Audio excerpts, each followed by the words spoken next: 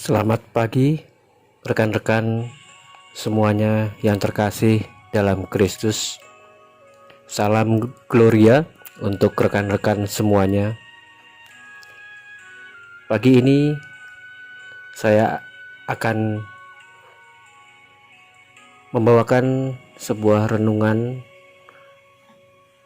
yaitu dari Lukas 9 ayat 43b sampai 45.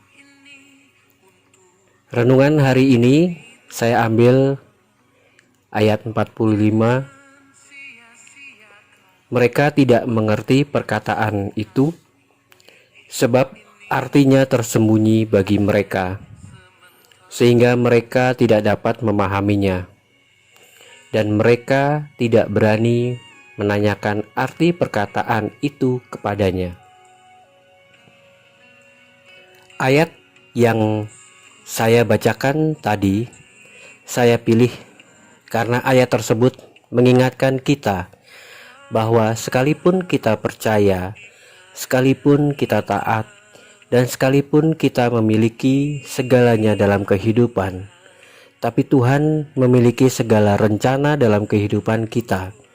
Dan maksud Tuhan seringkali kita tidak tahu dan paham tentang maksud Tuhan dalam kehidupan kita sehari-hari.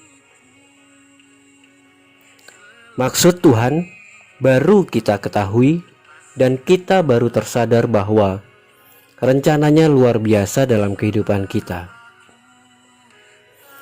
Saudara-saudara yang terkasih dalam Kristus, saat ini mungkin kita mengalami pertanyaan besar dalam situasi pandemi ini, di mana kita mengetahui, kita mendengar, dan kita melihat atau bahkan mengalami secara langsung situasi pandemi ini. Tapi saudara-saudara, pagi ini bahkan Tuhan mengingatkan kembali besar kasih kuasa-Nya bahwa Tuhan pasti punya rencana yang lain. Kita yang masih hidup di dunia ini masih diberikan kesempatan jalani kesempatan itu.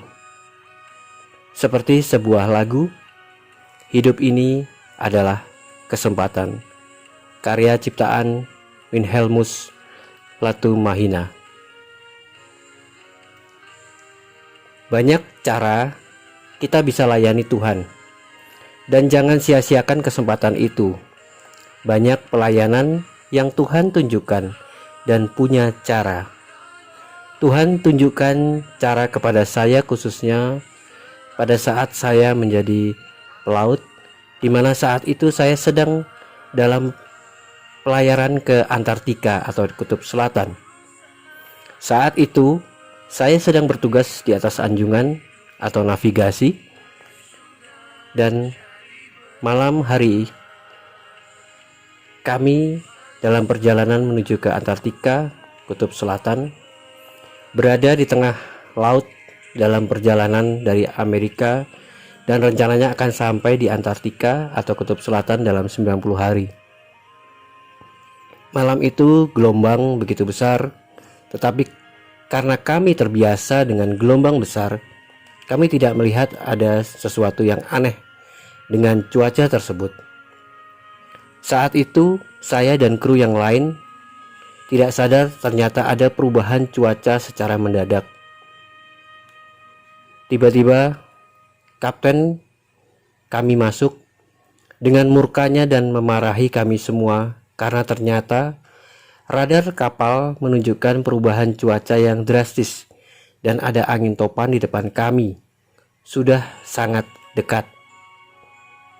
Sinyal atau radar kapal merah, dan dengan marahnya kapten mengambil peta dengan membuang semua peralatan navigasi manual di atas meja dan meletakkan peta tersebut di meja. Semua disuruh tidak boleh bicara, semua tidak boleh menentang atau berargumen. Hanya satu, ikuti perintah kapten. No one in here talk or discuss, just listen to me. No one can talk. Itu perintah dari kapten. dan kapten memberikan kami perintah yang tidak masuk akal bagi kami. Perintahnya, tabrakkan pusaran tornado atau topan, lakukan kemiringan 45 derajat dengan kecepatan 24 knot full speed. Kita semua saat itu terbengong dibuatnya, tapi kita tidak berani membantah. Ternyata apa yang kapten ucapkan menyelamatkan kami. Korban luka sekitar 100 orang, tapi semuanya selamat.